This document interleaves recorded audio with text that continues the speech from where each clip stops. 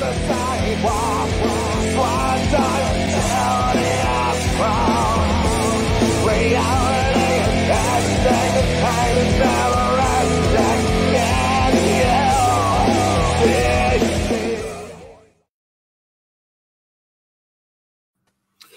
What's up, everybody? You are listening to Beyond the Breakdown with Six Scars. I am joined tonight by my guest, Johnny Ketchup of the punk rock band The Quits. Johnny, how you doing tonight, man? I'm doing fantastic. And hey, what a pleasure to be invited to be on the Breakdown podcast. Couldn't ask for a better opportunity. Oh, man, you're going to make me freaking blush over here, dude. All right. Thank you, dude. Thank you. I'm excited for this, man. When I got the message back from you about being on this, man, I was really stoked. And then I've been listening to your album ever since that day, actually. Oh, fantastic. That's what you should be doing. Yeah, dude, definitely. So I got a lot I want to go through with you. So, I mean, we'll just, we'll hit the ground running, man. Okay. All right. So for those that may not know The Quits, which, I mean, I'm new to them myself, so I want to get the message out. Tell us a little bit about your band. Sure. And I think that's interesting and neat the way you said to know about them. Isn't that interesting? How is it like it's a separate entity? It's, it's not even me and it's not even the musicians. It's its own animal doing its own thing over there. Let me tell you guys a little bit about The Quits.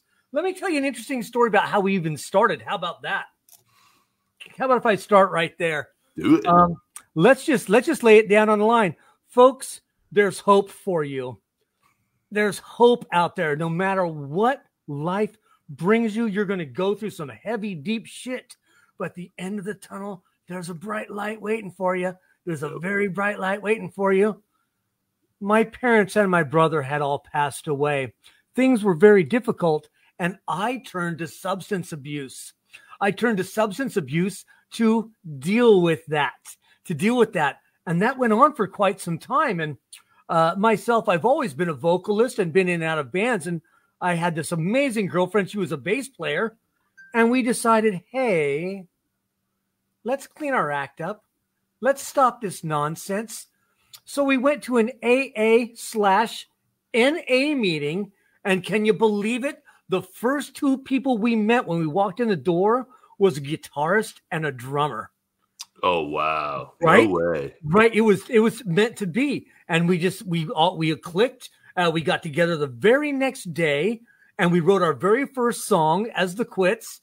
And thus, we need a name for this band. At first we thought, we're all trying to quit doing this shit, right? So let's call it The Quitters. But that was already taken. So we are The Quits because we all met while trying to quit some shit.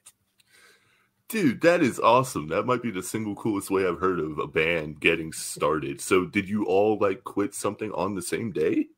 No, not on the same day. The other two guys that we'd met had already been in the program, as they call it, for several years. Okay. One of them is our drummer, and he was my sponsor. I know this show isn't about all that, but we can throw that in there. He's got like 30 years under his belt.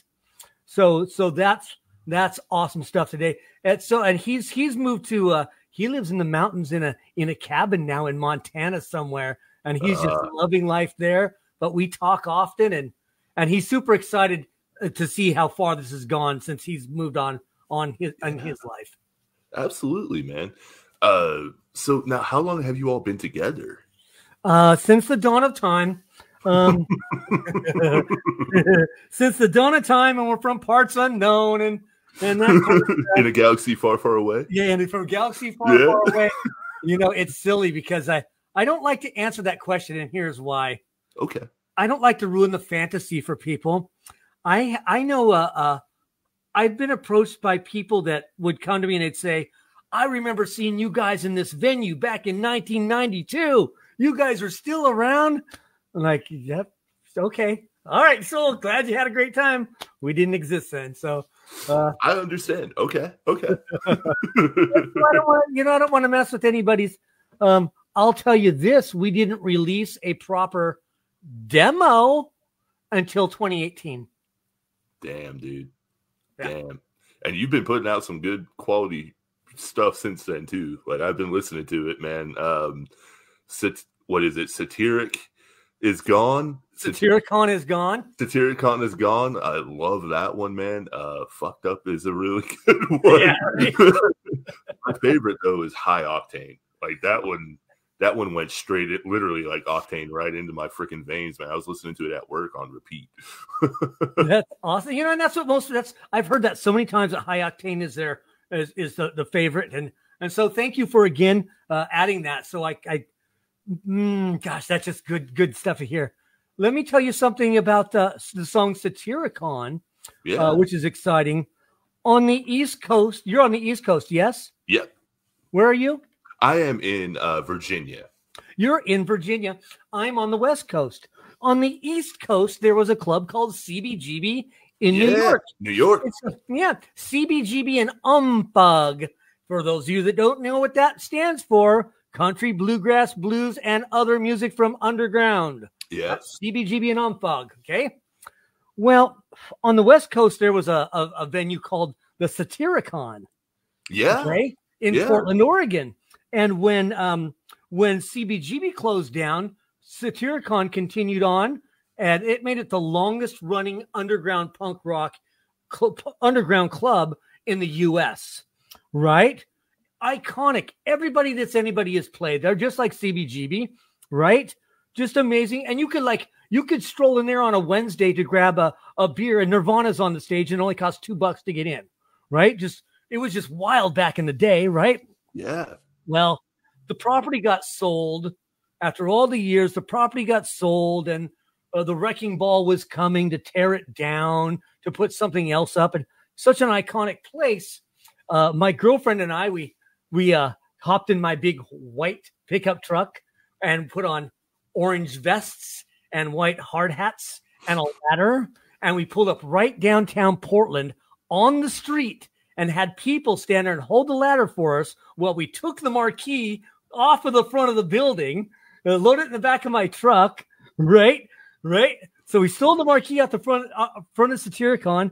Now, mind you, I've got some spirituality going on here with myself. We were on our way to church, so we had to stop and rob Satyricon of their marquee on the way to church, and so that's pretty funny. And then the very next day, the wrecking ball did come and tore it down. That's when the song it says they tore it down with the wrecking ball, right? Okay, that makes sense. Yeah, right. And we came there. We came as the wrecking ball destroyed it, and it was amazing that it was so iconic. There was like only 3 other people out of the entire music scene that showed up, and they were so kind. The construction crew, the demolition crew, they loaded us up these carts, these dollies full of bricks from the Satyricon, and I loaded up the back of my truck, and I built a walkway out of that. My next door neighbor at the time was Robin Banks, legendary radio DJ from KGON in Portland, Oregon, 92.3 FM. Robin Banks, and he built a walkway and a barbecue and all that out of the bricks as well. So wow, exciting stuff. Yeah. Wow. Okay. So let me just touch one more thing on that. Yeah. If you Google punk hero Satyricon, you'll see a full story that was in the Willamette Week or something, and then it got picked up and re-released by Vice magazine. Wow. Yeah. So, wow, I love the way you tell stories, man. I'm like enraptured in it, so I'm having to stop myself from just like fanboying over here. So I want to back it up a little bit. Yeah. What are your early beginnings, man? So I was born. Okay. Well, I would hope. Were you hatched? Were you? Okay. What are your early musical beginnings? My early musical beginnings is I am the son of a touring country rockabilly artist that has now passed. His name was Charles Cunningham, and he did end up playing with Waylon Jennings in his later years. That's great stuff. So I was born into entertainment. I've lived a really wild life, brother, a really wild life. I lived with for a moment, well, I was in a metal band for a moment when I was young, but I say young because see the gray beard, I'm a little bit older. One of my best friends for a while was Sandy Barr. His name is Sandy Barr. He was a professional wrestler. I know him. Right, yeah, that turned to become a referee. Of course, we know his son. His sons all became wrestlers. One of them was murdered in Mexico. Yeah. He was was he the clown guy or Doink the Clown or? No, not Doink. I know he was talking about though. But one of those guys. Yeah. Yeah. He was one of those guys. So Sandy and I were good friends, and we lived together for a little while, and that's pretty cool. But when Sandy passed away, now mind you, I had a pompadour back then. I had the Elvis do going on and shit, right? I had my leather jacket with the collar popped up, and and all that, the rolled up jeans, and well, some guys and I got together. We started a rockabilly band, and we called it the Sandy Barflies. Oh, dude, that's awesome. Yeah. So, and what a good play on words, Barfly and Sandy Bar. So that's where I really got rolling. That's where I really, really dove into it and started feeling this is something I want to really dedicate myself into. Wow. Okay. Every story I'm getting from you is really just like an eye opener to me. Real quick, when I first heard you guys, I don't think it was the inspiration at all, but just from where I come from with punk, I heard your vocals, man, and I was like, this sounds like The Damned with Rob Zombie style vocals. Cool. And I was like, I love The Damned myself, man. I grew up listening to them on like vinyls and stuff like that when I could. But no, I love the sound you guys have, man. That it's that old, like, I hate saying old, but it's that original punk sound. Let's use the word old school. Old school, yes. Some people are a little leery on when I use that word. I'm like, come on. Yeah, I'm all for it. Call a spade, right? You know, right. That's exactly what it is. Let's call it that. It's old school. But I mean, it's got that chuggy. It's got that in your face just blast, and I fucking love it, man. Like I fell in love with it. I was like, I need more of it because I was looking on Spotify and I'm like, they have one album. This isn't fair. We're working on more. Right now. Good, because you made a fan out of somebody out in Virginia. Fantastic. So, yeah, cool. I mean, with you having grown up in the industry and things, especially in the punk rock scene, how has it evolved since you first started? And I mean, are there things that you miss about when you first started to where it is now, and vice versa? Now we're about to get serious, okay? Yeah. I miss the love, the unity, the freedom, the brotherhood, the sisterhood, the kindness, the hope, the support. Yeah. It's over. It's I don't know what's going on here. I don't know what's going on anymore, man. As far as punk rock scene goes, and to be honest, I don't call us a punk rock band. I call us a drunk rock band. Okay. I do drunk rock, punk rock, and or crossover, right? Okay. Because you're going to find that DRI in there. You're going to find that kind of that corrosion of conformity, that weird drive going on. You're going to find all that. It's crossover. Unfortunately, right now, punk rock is very stagnant, very mean-spirited, and I don't mean on the stage. I mean the scene. The scene would rather than get together and have a good time. Now, this is just in the environment that I live in, the Pacific Northwest. You walk into a venue, if anybody shows up at all, and you got these guys are going to stand over here, these guys are going to stand over here, these guys are going to stand here, and they're all going to look at each other, talk shit about each other, and then gossip and all that crap. It's all about cancel culture right now, and who can, unfortunately, rather than using talent and charisma to get ahead, we're putting people down and making up stories to get ahead. How about let's stop spreading the gossip, stop spreading the rumors, and start writing some damn good songs. Better way to get noticed. I agree. I have a side project. I have a solo project called Six Scars, and it's an underground thing, man. And it's amazing how Cutthroat just social media underground can be. I've made some amazing friends, don't get me wrong, but I've lost several that I thought were like, you know, really good ones too, because they get lost in the numbers. And look, it's easy to do in today's age. Like, it really is. But I mean, it sucks that there's a loss of community. Yes. And there's a loss of camaraderie. It's a competition. Yeah. And it's rock and roll isn't a competition. No. It's a friendship. I agree. And I mean, for me, I feel if it becomes a competition, it's the greatest way for it to die off. Yeah. Yeah. Like, we won't get involved in any of these. You know, there's a lot of, let me find the right words here. This is how I get into play shows. I knock on the door, whether it be the internet or on the door physically, and I say, hey, this is who I am. This is what I do. This is where I've been, and this is who I know. Let's book a show. Okay. I forgot where I was going with that. I mean, hey, that's perfect. Perfect. That's where I was going. Numbers and competitions. We won't participate in vote for this band to be on the show. Vote for this band to have the highest numbers.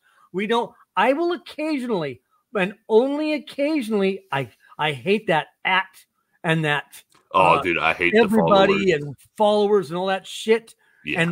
And I don't play this follow for follow crap. I don't do that either.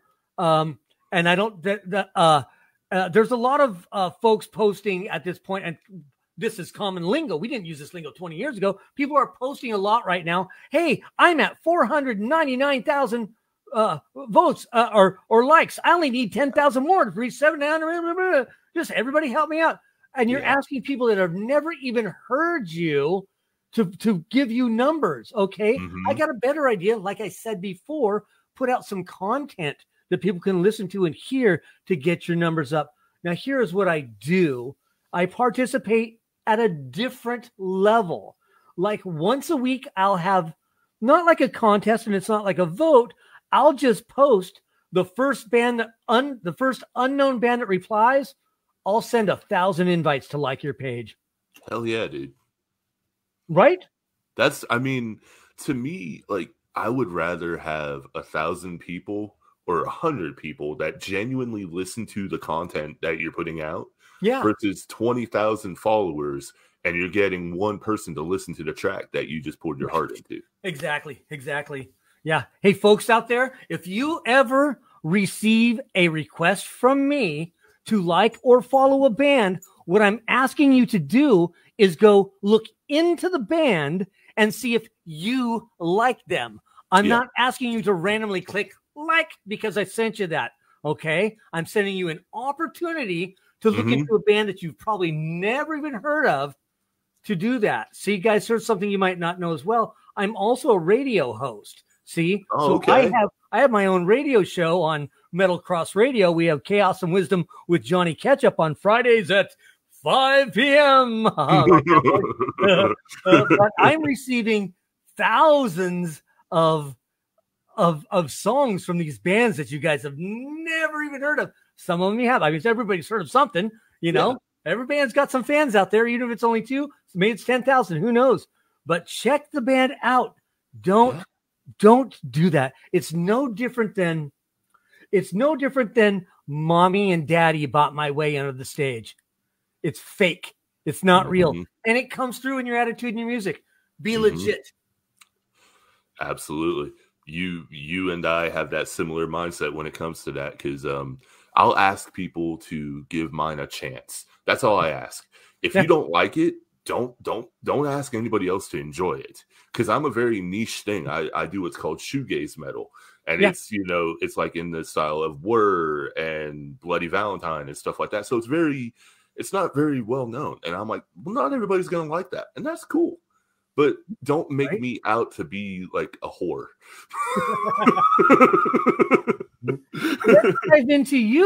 Let's dive into you, young man. You say shoegaze metal. Is that what you said? Or did you say shoegaze doom? Shoegaze metal.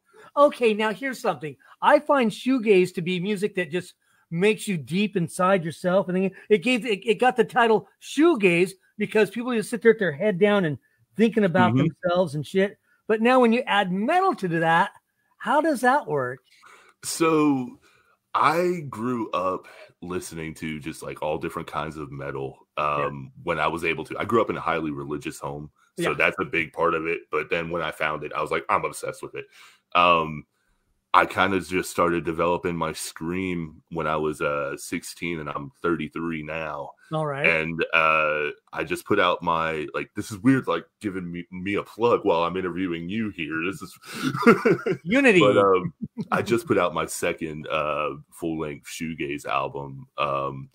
And it's, for me, man, I combine elements of metal, post-hardcore, rock, regular hardcore, like you name it, and then sprinkle in a little bit of like, Deftone style cleans here and there, and just make your own thing, Cool. Unfortunately, I'm not talented enough to make the instrumentals myself, so I do get them from somebody, but I feel like as long as I'm able to express myself through them, and I'm genuine about saying like, hey, I didn't make this.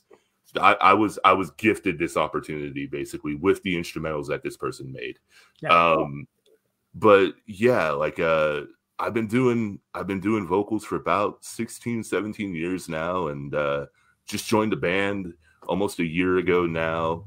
We got one show under our belt right now, and ours is more I guess thrash metal and like, kind of, thrash and metalcore and things like that. But if you want, man, I'll send you a link afterwards so you can just please check it do out. it. I'll put you on the air.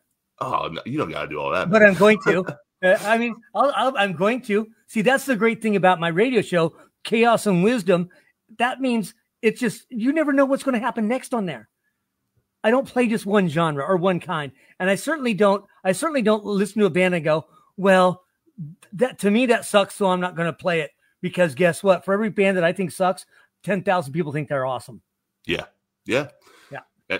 And it's all about people's preference, Yeah. It really is. Like, but getting back into you, because I'll start getting on a tangent. I got to stop myself there. What are some memorable stories of either being on stage or on tour that impacted you? Oh my gosh. If you can narrow it down, like, I don't know. Jeez. Or, okay, how about first one that comes to mind? First one that comes to mind, we played a place called Lucky Liquor. Lucky Liquor in... that's a double entendre. Right. Somewhere in, I think it's Tacoma, Washington. And, I was drinking heavily at the time. And part of my show is, I have a 6-pack at least of open cans with me on stage. And I'm not just drinking it. I'm pouring it all over myself as I'm drinking it and all that shit. And then I buy like 50 rounds of shots of tequila. And I'd have everybody, the first few people in front come up there, we'll all do a shot of tequila together. But by then I'm really smashed, right?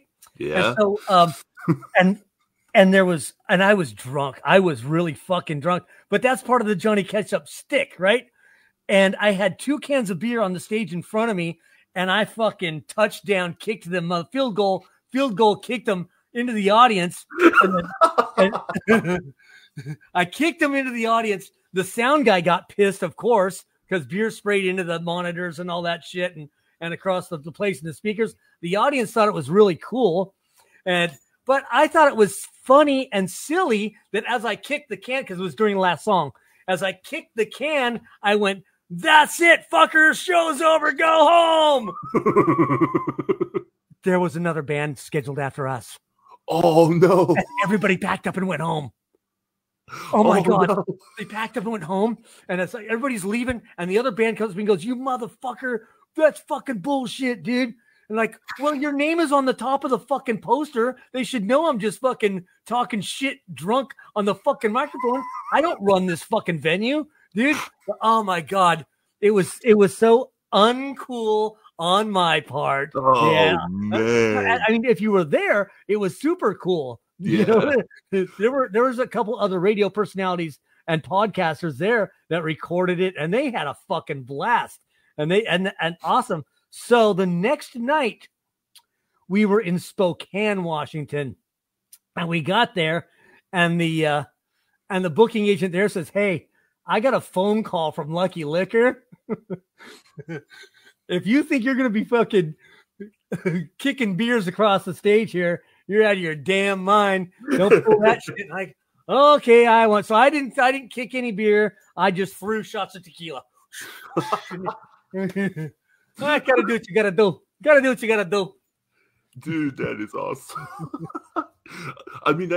How punk rock lifestyle of that is, man. Like you kick a can across the stage and then tell people to go home while there's another band getting ready to play. I mean, the thing that gets me is they got so upset about it. Imagine if they'd booked Gigi Allen. Oh God, dude. They never would have survived. No. I got a fight going on behind me here. Hey guys, everybody say hello to Ryder. Oh, what a cutie. This is Ryder. I've had him for 2 days now.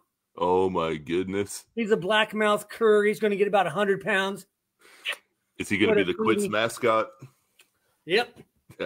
Well, sure. That is awesome. Well, I'll take it back a little bit more here. So with how long you've been doing music, how is it, let me reword it, how has it been to adapt to the modern ways of music distribution versus how they were back then? I'm a media whore, so it's not too bad. It's true. I'm the voice of on and off the stage of the Quits, and I also promote a lot of other bands and book other bands all across the country. So it's just something I do. I never had a problem with it. You just have to accept, this is what we're doing now. So figure out how to do it. If you need help to figure out how to do it, do that. But, here's the thing is it's all going to fail one day. Mm-hmm. Dog. It's all going to fail one day and we're going to go back to vinyl. Yeah. Yeah. So I expect that to happen. And so, excuse me while I do some shameless promo. No, it's just I'm really hot. It's warm in here. Oh, I love the shirt. Shameless self-promotion, man. Do it. Indeed. But no, I'm cool with it. I never had any problem with it at all. I like it. You know what? Here's something fucking cool. Judas Priest is about to release their newest album, Invincible Shield. Mm-hmm. They're releasing it on cassette. Really? Yep. Doggy, get him. Wow. Yeah. I did not know that. They're going to release it in other forms as well. But when's the last time somebody released their album on cassette? Not a big band like that. Right? No. You see a lot of like the independents, like on Bandcamp, they'll do cassette releases, like a lot of doom metal bands and black metal style, because they still love that lo-fi sound, which I'm a fan of it myself, so I can't say shit. You can't go wrong with it, man. Like, okay, look, I'm gonna take the Band-Aid off of my own creative thing here, but it's like for me, like the lo-fi sound allows you more expression in not sounding perfect. Right? Yeah. Like it gives you that kind of DIY sound where it's like, you know what? Fuck you. I don't really want to sound great. I just want to put what I want into it. Like I don't have to sound like whatever is on the radio right now. Yeah, I agree. And it brings us back to the word old school. That's how we used to. Look, I'm going to be 59 years old this year. I'm almost 60 years old and I'm still the front man of a touring punk band. Don't That's stop. Fucking awesome, dude. Don't ever stop. But that's how we used to all get our music. And you didn't go on the internet and look up a band. You would go into a magazine. You go into a magazine and in the back, and this might just be some local rag in your area, that some band in London paid $5 to have an advertisement. And it says, if you want to hear us, send $1.50 to Blackpool, England, and we'll send you a cassette. Yeah. And that's the only way you could get it. Damn. Sometimes I miss, I didn't get the chance to grow up in that era. Like I was born in 90. So, I kind of was at like the peak of CDs, really, if you think about it, like getting into it. But it's like, man, like growing up, what it would have been like to be like a tape trader, like just like discovering bands the organic way. Yeah. And it's like, there's something missing in my opinion anymore. Cause it's like, I'm an advocate for using social media to get your stuff out there. Yeah. But at the same time, I feel like there's this disconnect, right? Because when I was a teenager, or even as a kid, man, like I'd have to go to a record store. I'd put the big headphones on, and then you click the CD. You'd get to listen to the tracks, and it's like now you just gotta click on an app, right? And it's like reading a book. You know, like you open a book, you smell it, and then versus reading it on, you know, I don't know. I guess I'm just. It was an adventure. You had to get out of your house, go somewhere to even get to hear it. Yeah. Right? Yeah. And it's like, I think it gets taken for granted so much now. And a lot of people can't come to grips with, you know, they put out this product and 99% of the time, people are just going to listen to it for free. And it's a hard thing for a lot of bands to accept, I think. Like, I'm still coming to that realization. Because it's like, you can't do this if you're in it for like money. Nope. this is a career of passion. Do it from your heart or just walk away. Walk away. These bands that newer bands that think they're going to become millionaires, well, you might. You also might become a professional basketball player, you know. You never know. Speaking of vinyl, I'm going to do a short plug real quick here for a friend of mine and his band and his outfit out of Colorado Springs, I think, maybe Pueblo, Ricardo Alvaredo. Okay. Ricardo, he's the singer of a band called Popes in Drag, PID. He also has a record label called Innocent Sinners Records. Now, Ricardo's been to several shows that we played. We played shows together. And what he does is he brings and he sets up a table full of all these demos of cassettes and vinyls and 45s and these little flimsy little piece of plastic things that are 45 records and shit. And he trades and he gives and he sells and anybody wants to get a hold of Ricardo Alvarado from Popes in Drag and or what's it called? Innocent Sinners Records. Talk to him because here's something really special that he does if he likes your music. He will do a split 45 with you. His band on one side, your band on the other, and he's going to do it for free. He's going to make like 150 of them. He's going to keep 75 to sell, and he's going to give you the other 75 to do with as you'd like. So if you're into vinyl and it's punk rock and he likes what you're doing, hey man, you guys look him up. Look him up. Dude, that is awesome. Yeah. Okay. I'll have to get the word out about that one, man. That's killer to do for some awesome. Okay. So I guess we'll take it to a little bit more of a serious tone. You know, we've been lighthearted as we should be. I like to open it up that way. And then, you know, you were gracious enough to tell me earlier that you're an open book. And I value that truly. I know it's not always easy to come on here and tell people's stories, especially if it's one that you're still going through. So I just appreciate your cavalier attitude toward it, truly. Yes. So, I mean, you were talking about your substance abuse and so on and so forth.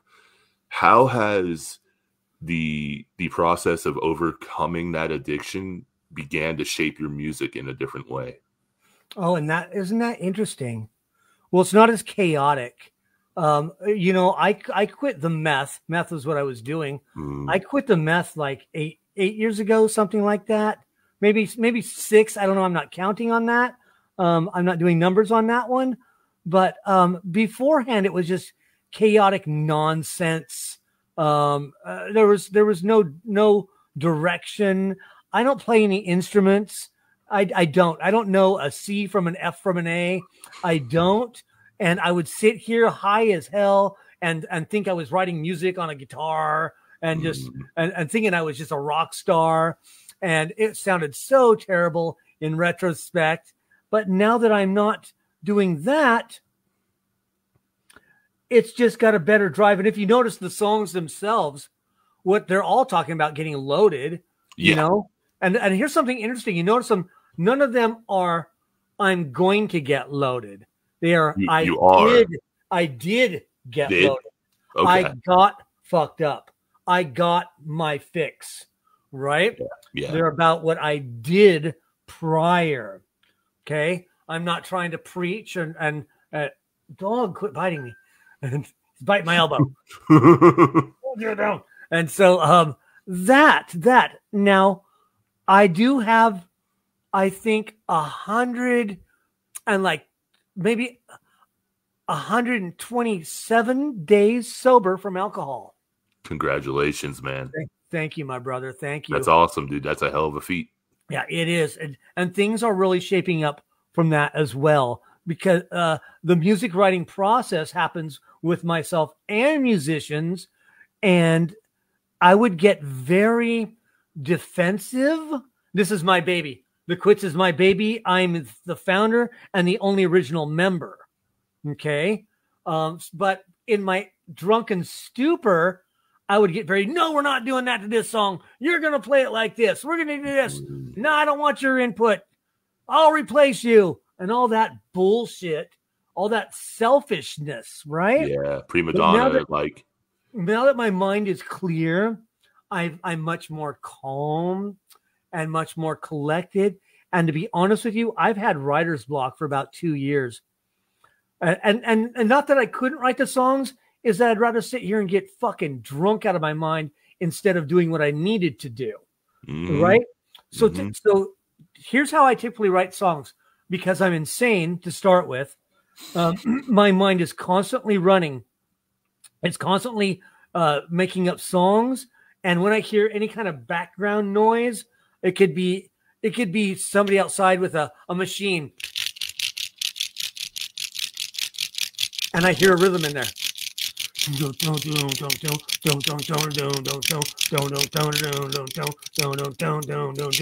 got high, stole the car. Johnny got high, Johnny got high, and he stole the car. Motherfucking loaded. Right? See, I just wrote a song. Right? That's what my brain does, like that all day with any kind of sound. Right? But I'd lost that while I was drunk. I lost that. I couldn't hear the sounds of the rhythms of nature. Yeah. Right? So now with that clear mind, it's all coming back. I've written probably, just like 5 or 6 songs in the past 100 days, but that's because I want them to be the right song done the right way. I'm not just writing down every lyric that comes to my head, which of course I can't remember because melted it with drugs. So, but here's the technique that I do. I'm walking down the street. My mind starts going, Johnny stole the car, right? I pick up my phone, I turn on the camera at myself, and I go, Johnny stole the car, didn't get far, right? And then I get home and I play it back, because that way I can remember what was that rhythm I was hearing and what motivated that rhythm, and why did I come up with those lyrics? Well, once I hear it again, then the whole thing clicks back in my head, and I start thinking, oh, that's what I was saying. Oh, yeah, and I remember I thought to myself, what if I did this to it? Because like I said, see how I'm wandering? I forget where I'm at really quickly. So I'll put the lyrics on the phone, and then I'll think of some more, and then I'll think of some more, and then I'll go, oh, what was the other one I thought of? Oh, fuck, I already forgot. God damn it. And that's so I have to just constantly put it on there, come home, tie it all together, and yeah. That is so sporadic, and I love it. That to me sounds like the ADHD brain at work. Well, yeah. I'm ADHD, so I mean, I have a therapist I see every other week. I have a few issues in the noggin. Hey, you know, like only because you said in the noggin. So, like, I mean, I've gone through 6 brain surgeries, brother. So I know all. Oh, have you? Yeah. But. Okay. But yeah, 60% metal up there. It is what it is, brother. That's great, dude. That's your fucking thing. Beyond the breakdown, we're 60% metal up there. I love it, dude. The other is like country bluegrass blues. Have you dove into that? Have you gotten into a song 60% metal up there? I haven't actually. I need to. What are you waiting for, dude? Well, I mean, the whole name of the project is based on the amount of surgeries I had. So I was like, I didn't want to put a hat on a hat. Put the hat on the hat. I know, right? Put the hat on the hat. I might.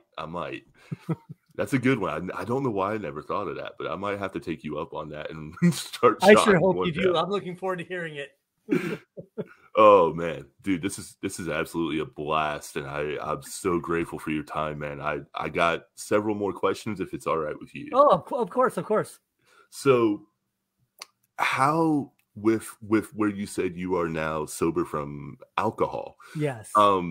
Given the scene and everything else, how do you go about handling the circumstances that, like, if you're around it at the shows or stuff like that? How do you do with triggers?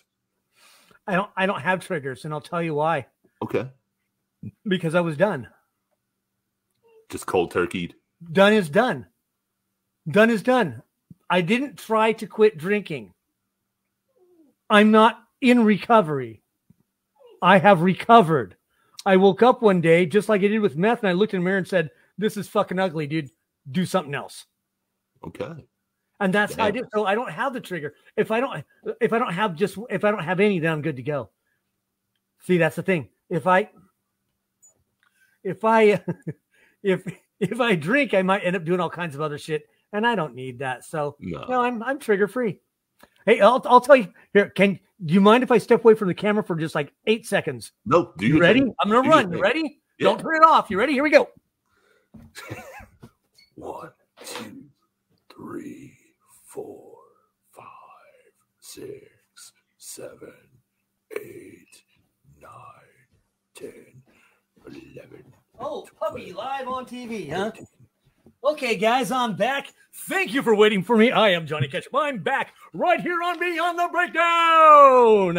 I love you so much for that right now. Thank you. I'll show you how serious I am. I'm not trying to brag. I'm not trying to show off. I'm just trying to brag and show off. Okay. Everybody's got their own triggers and their own ways of doing things. Johnny Ketchup has a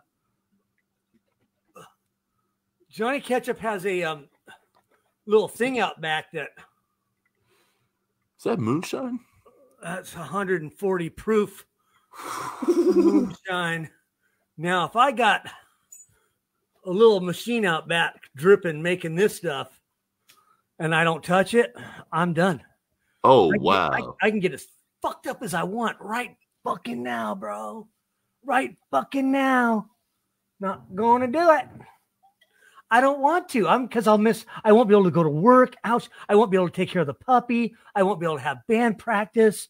Yeah. I'll feel like shit. I'm good, bro. I might some other time in the future. I don't know, but not right now. Dude, that's amazing. Like the amount of willpower that takes, you don't give yourself enough credit on that, man. That's incredible. Yeah, and I have no credit to give. It's just, honestly, the same thing with the meth. Honestly, one day I looked in the mirror and said, "This is ugly. Do you really want to be ugly?" No, nobody loves ugly. Done. I'm having tea. Well, I'm drinking a Monster over here, so cheers, my friend. Cheers, my friend. Oh, man. So that will lead me into the next question then. You were just talking about how, if you drank that, you wouldn't be able to do music. You wouldn't be able to go to band practice. You wouldn't be able to function. Right. So how has music given you that natural high as an outlet since taking away the highs? Oh, it feels so good. It feels so naturally good. I think I'm feeling that old feeling again that I was after in the first place. It is a high. That's why we do it, right? Yeah. It's such. I don't even know how to answer your question, other than, man, it feels great. Then I can actually have a good time, enjoy it, remember it. Yeah. Yeah. And I think at the end of the day, that's what it's all about, as long as you're cognizant of what you're doing and you're enjoying it, man. Because when we get older, sometimes our memories fade, Yeah. And it to me, I've been clean from a lot of stuff since I was 18, 19 years old. But for me, man, whenever I sing or whenever I get to go to band practice and just let out all my emotions, it's very freeing. and it's liberating, right? Because it's like I'm taking out all the aggressions that I would have put into purchasing other things, you know, and it's like, no, fuck that. Like, I'm gonna scream everything out right here, every bit of aggression until I'm red in the face and almost hoarse. It's so much better. It's so much better. It's what a great high that is. And you just made me think of something. We're getting high by expelling something rather than putting something in. Isn't that cool? Yep. Yeah, that's great. Here's another thing on top of the quitting the drugs and the alcohol is when I quit drinking, I also quit smoking cigarettes. Because I was just done with I only do them together. I only ever did do them together, so I don't do one, I don't do the other. But I was getting to where I'd smoke 2 packs of cigarettes in one night, and then try doing band practice or a show. I got to keep to breathe and all that shit, and just there's times where I was actually on a stage. I had to hunch over.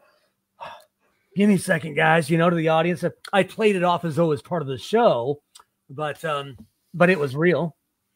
Cardio and breath control is a real thing, man.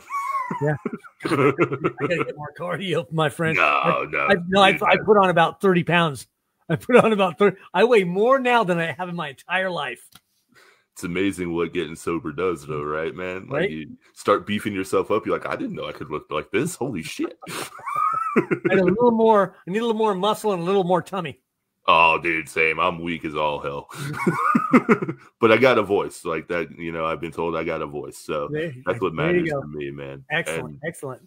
So moving forward with your music, do you plan on using what you've overcome as a source of lyrics? Can you keep a secret? Sure. Can everybody else out there on the internet keep a secret? Well, I don't know about that, man. Have you seen Wikipedia? Our new single that we haven't released yet,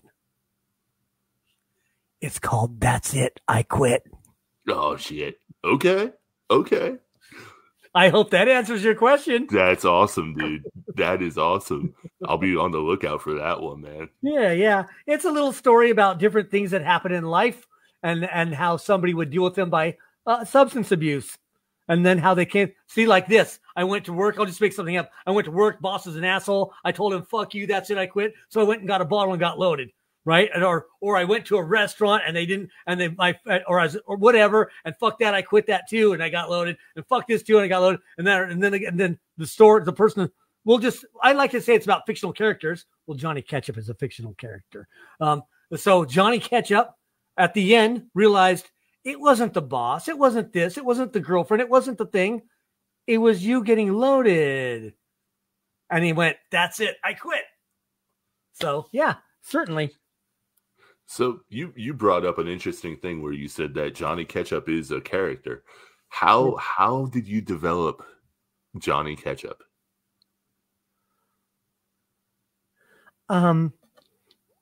If you can. I can. Just let me. Well, the very first concert I ever saw was in 1979, Alice Cooper. Oh.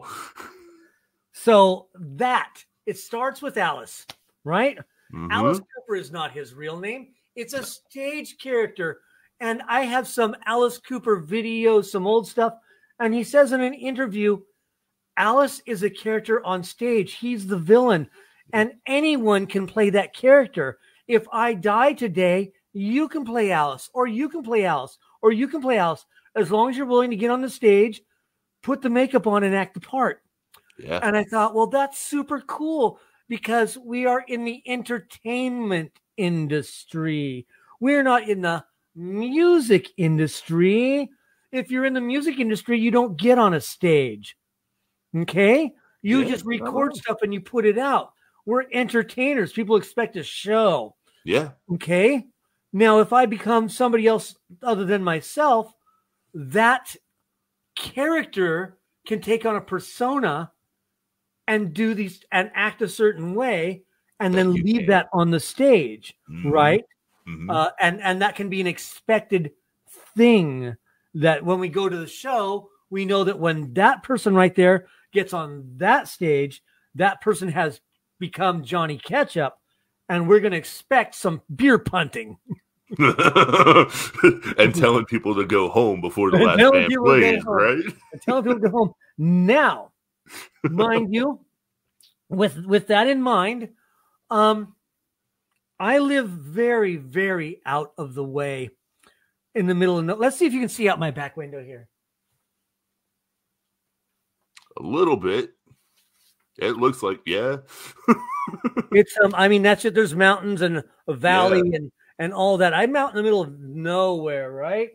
But I have had fans find out where I live and show up on my doorstep by using my real name, which I originally used in the band. I originally used my real name. And I was like, and that's fine. And I get it. You know, they showed up and there are people that had been to shows. I'd met them before, but they'd actually come all the way from California because they just wanted to show up and surprise Johnny Ketchup and party. Oh, wow. But I wasn't Johnny Ketchup yet. And they just wanted to party because that's what you do. Rock and roll, punk rock. Let's go to that dude's house and show up. We'll go, woo! Okay, that was cool. We had a great time and all. But how do I avoid that? Well, stop telling me your real name, idiot. How about that? How about that? So I wasn't looking for a name. Here I am. And I'm just scrolling through the internet and YouTube and what have you. And a video comes up and it says, wait, A New American Tale, Johnny Ketchup. Okay. What's this about? So it's a book. It's a children's book. I wouldn't read it to my kids. It's a children's book, and the guy reads it on the air, and it's about this little boy, Johnny Ketchup, and his family absolutely loves ketchup. And they ran out of ketchup. So they sent little Johnny to the store to get some ketchup. Along the way, he meets a witch. Oh, God. The witch takes him back to her house, and she makes him some food, but he needs ketchup. And she goes, oh, well, wait here. I'll go get you some ketchup. Well, to make a long story short, it's not a long story in the first place.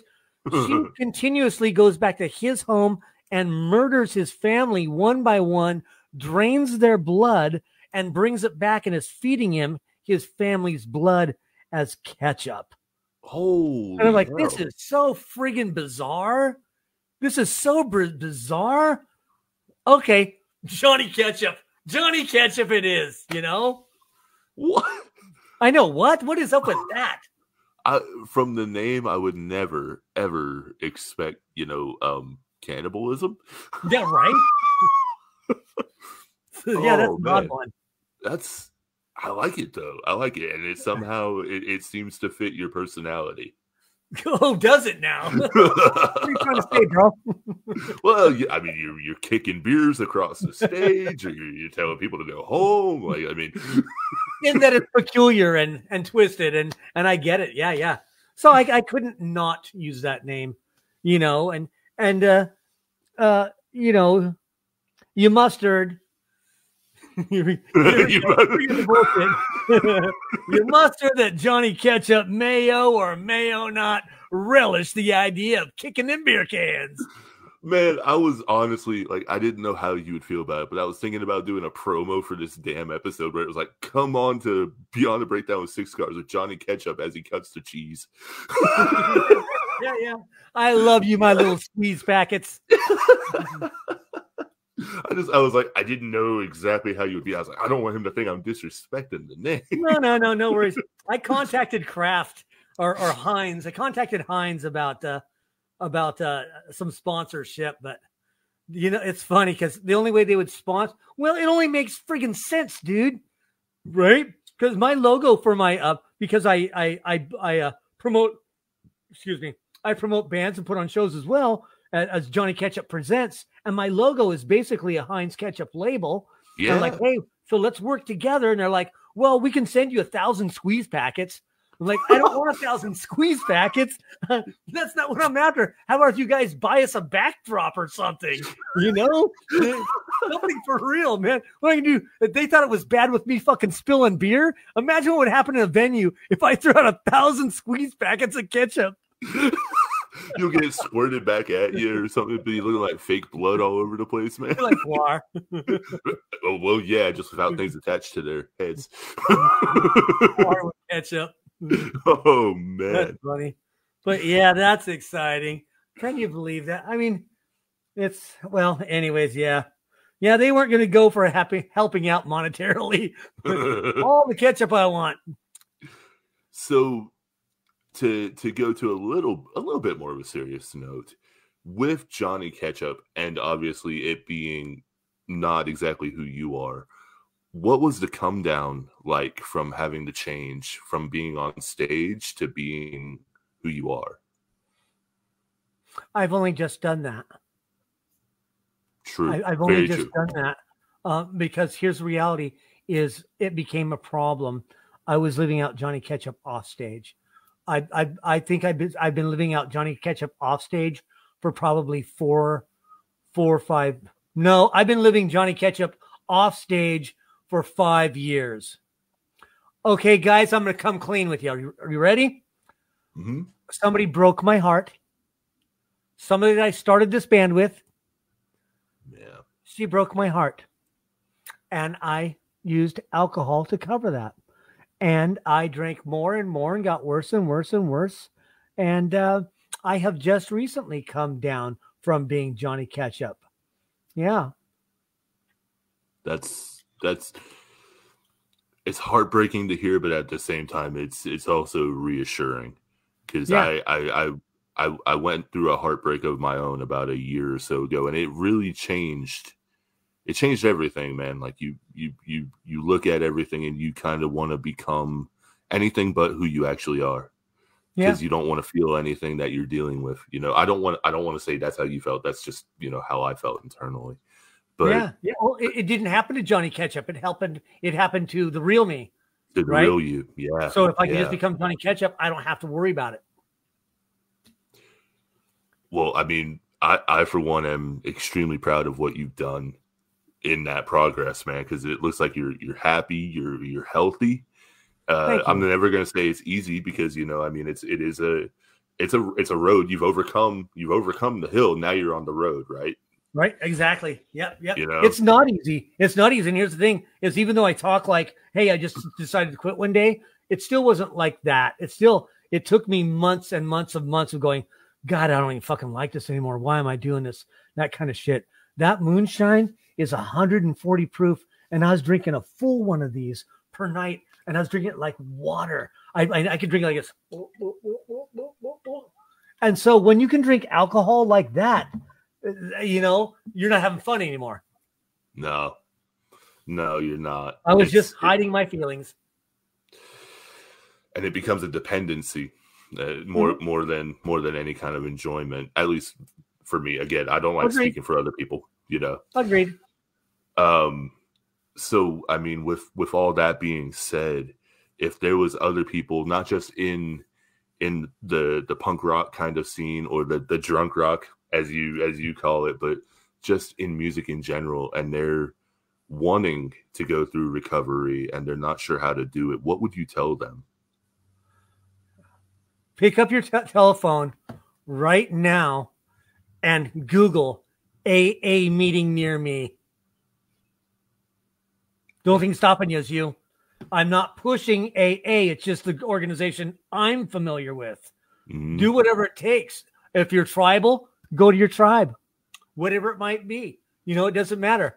If you need help, reach out.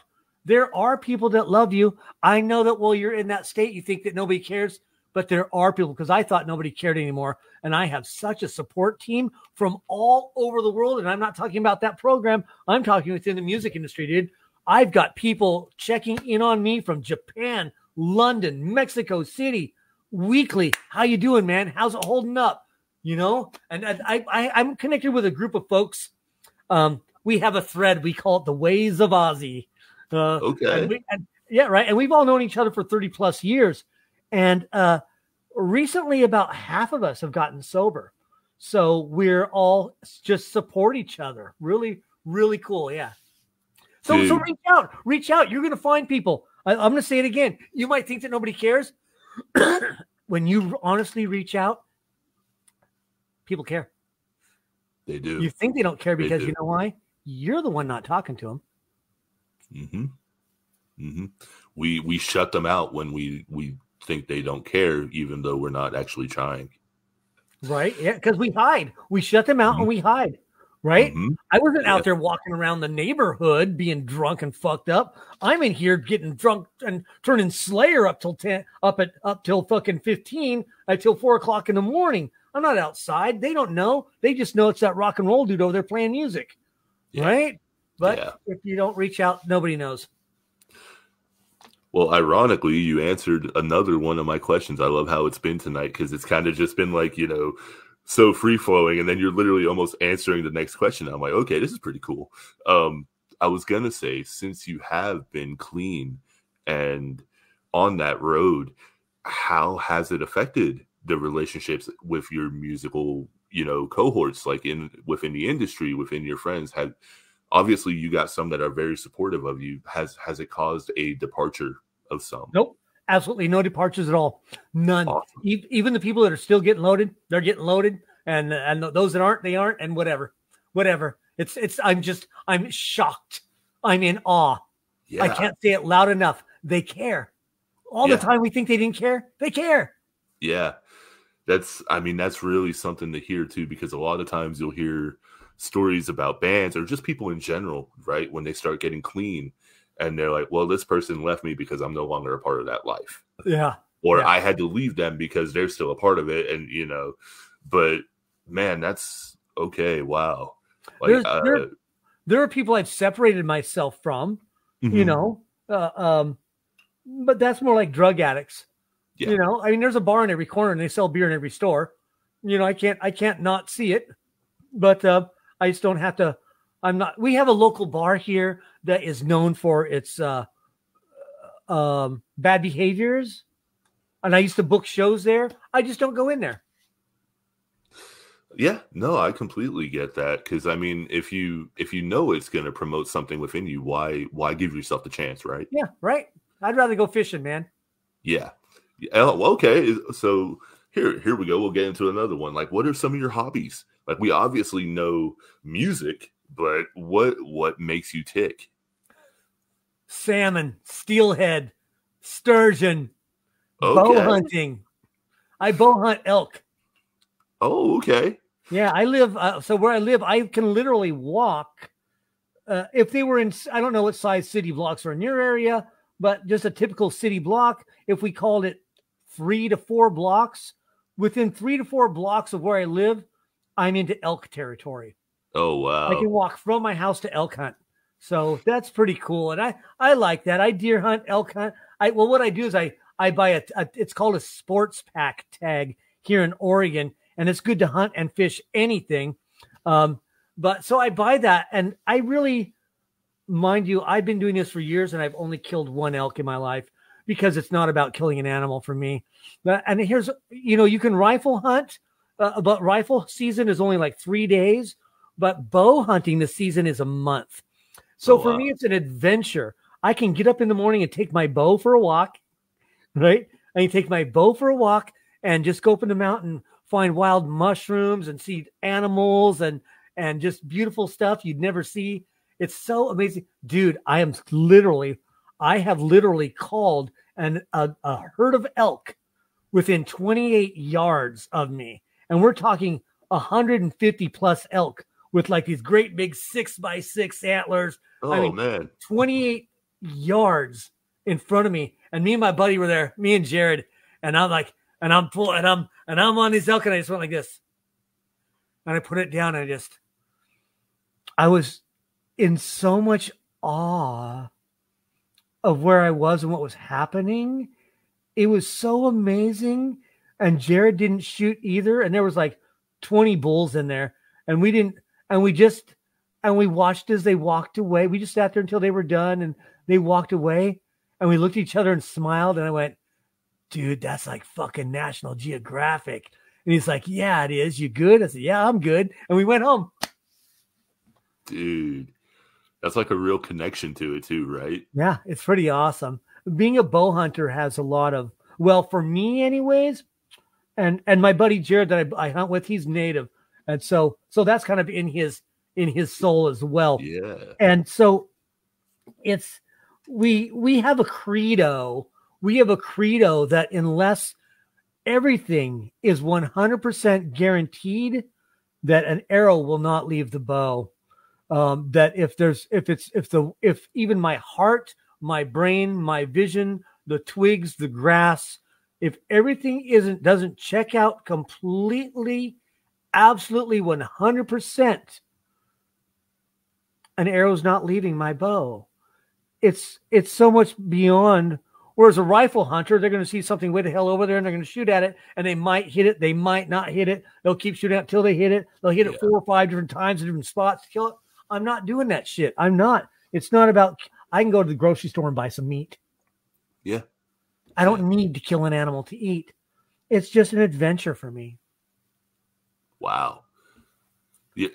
So where I'm at, you don't see a whole lot of people wanting just that kind of connection to nature and feeling it. It's more just shoot to kill here, man. Unfortunately, like when it hits deer season, it gets kind of rough. Well, you guys have whitetail deer, right? Yeah, and they breed like rabbits. Yes. Yeah. All our cars can attest to it. Yeah. I have a neighbor across the street that moved here from Pennsylvania, and they get 7 deer, and that includes does and fawns. In Oregon, you get 1 deer, and it must be a buck. Oh, wow. We have a coastal black-tailed deer, and you can go your entire life without even seeing a buck. I've hardly seen any until 3 days before bow season this year, when I opened up this window and there were 3 bucks standing where I could hit them with a rock. But you weren't able to. And I wouldn't have. Even during season, I wouldn't have. It just, I don't know. It's all about the beauty of it. It's all about the beauty of it. So here's something else. I was busy playing Johnny Ketchup. I gave up on a lot of my hobbies and likes. I was really, really into fishing, man. And I taught a lot of guys how to salmon fish and take them to my places. And we've got a whole group of folks. Brad Mallon from Cryptic Slaughter, which is now, I can't remember. They changed the name. Jake Romero from 90 Proof. Guys from Sweaty Nipples, Crud. We all used to all get together and go salmon fishing down the Oregon coast, and that was really freaking cool. But then when I started getting loaded, I stopped doing that. And I've honestly, over the years, I've got rods up here on my wall, but I've got this top high end fishing gear. I've got probably $10,000 worth of fishing gear I haven't touched in 5-6 years. Oh man, I'm ready to get back in. I'm ready to go today. Yeah, definitely. Now, is it in season in Oregon to go fishing right now, or? Yeah, there's something is always open. Okay. It just depends on what is open and where, because we're right next to. I'm 30 miles from the ocean. Oh wow! Right, so we've got these fresh runs of coho salmon, Chinook salmon, steelhead, all kinds of great stuff. But when they come in, they're coming in by the thousands. So it's they want to make sure enough get upstream to spawn and all that. So just certain places, certain times, different methods you can use. Okay. I've never had fresh salmon, dude. I bet that tastes amazing. It does. So aside from, doing your outdoors thing, are you into any kind of movies or anything like that kind of helps give it any inspiration?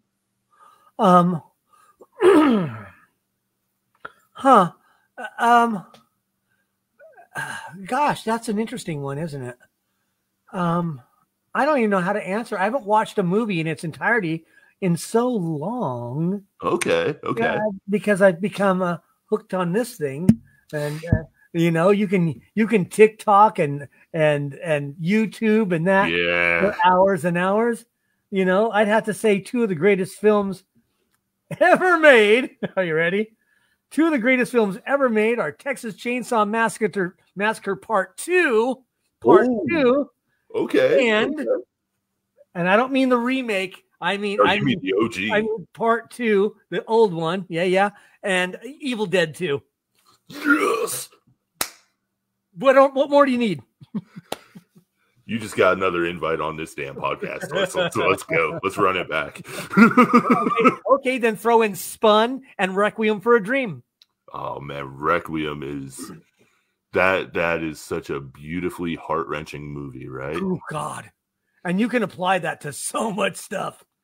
Aronofsky, if I remember correctly, he's the one that directed it. He's a hell of a director, man. He's one of the top ones for me. I can get into a whole movie spiel if I'm not careful. But I wanted to give some love. My buddy Patrick here, he came in late to the show. You may not know him, but he's a part of the independent underground circuit called Sieve. He is a trap metal artist. He's one of the greatest listeners of the podcast. I can't thank him enough. So awesome. Shout out to you, Pat. Also, shout out to what I call my brother podcast in Liars Pacifist. He's doing an interview with Matt Sassano, who we had on this one a few weeks ago. So nice. It's kind of cool to see all of it kind of happening and popping off at the same time. Yeah, and I just want to give a shout out to them real quick. I didn't want them to go without it. They mean the world to me, man. So, I mean, we've kind of gone all over the place tonight, right, man? Like this has been fun, dude. Like I've enjoyed the hell out of this. So I have a good time and I'm having a blast. Good. Like I said, the invitation is open for a second parter if you want, man. We can come on. We don't have to talk about anything serious. We can just shoot the shit. Great. Sounds good to me. So with that being said, and in closing, where can we find The Quits? I know we have the Instagram, but it's also on YouTube, correct? You can find us on YouTube, Spotify, Reverb, iHeartRadio. Here's what I don't. How about this? Here's what I don't have. I don't have SoundCloud and Bandcamp. Okay. And the only reason I don't is because I'm going through some changes with some media stuff. I got you. Yeah. So we're everywhere else. Okay. Yeah, I'm not a fan of SoundCloud myself. I have Bandcamp just because I like the chance to upload the high quality files that I can do versus Spotify. They kind of, to me, it's just compressed audio, especially for my style of shit. It already sounds rough. Spotify has a tendency, man. Like I'll upload it in 320 kbps, and it's like I'm gonna make it sound like you just uploaded it on a dial-up modem, and it got nice. Through it. You know, it'd be cool if when you did that, it actually sounded like it went. I know, right? Like the old AOL sign. Well, Johnny, this has been a blast, dude. I always say at the end of the episodes, like I didn't know what to expect, but I mean, every guest always has their own way of over delivering, and man, this has been so much fun. We went from tour stories to a little bit of your past and the lore of The Quits, which I hope forever stays intact, man. I don't even want to know. It's been a pleasure. It's been an absolute pleasure, and thank you so much for having me. Thank you again, man. And if you will stick around for just a moment afterwards, I'll talk to you a little bit after we go off the air, man. Sounds great. All right.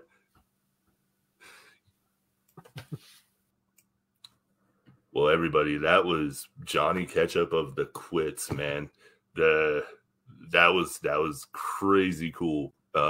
His candid attitude toward opening up with his addictions and everything was really, really something to see. Not everybody can do that, so I hope that a lot of people can take away what they needed from this episode. And speaking of episodes, next week we got Sieve coming up, and I cannot wait. Sieve is one of my in real life best friends that I've gotten to know over Facebook, and it's gonna be a beast of a different kind. So with that being said, I hope you all have a wonderful night.